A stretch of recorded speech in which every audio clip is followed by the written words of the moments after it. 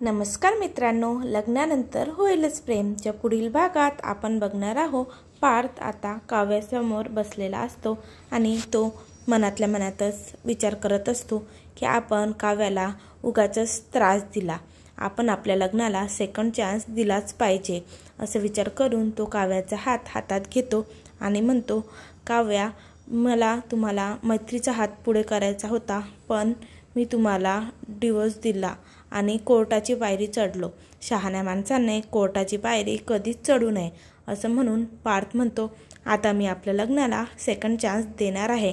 असं म्हटल्यानंतर लगेच तिकडे विजेचा कडकडाट होतो आणि काव्या पार्थचा हात घट्ट पकडते.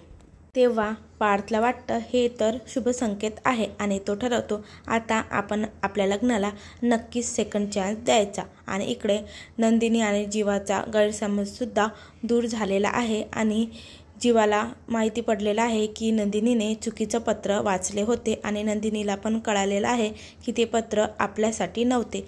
त्यामुळे आता या दोघांनी पण आपल्या लग्नाला सेकंड चान्स द्यायचं ठरवलं आहे. तर मित्रांनो, तुम्हाला काय वाटते या चौघांचं लाईफमध्ये काय चेंज होणार? चौघे पण एकत्र येतील का की त्यांचं नातं तुटून जाईल?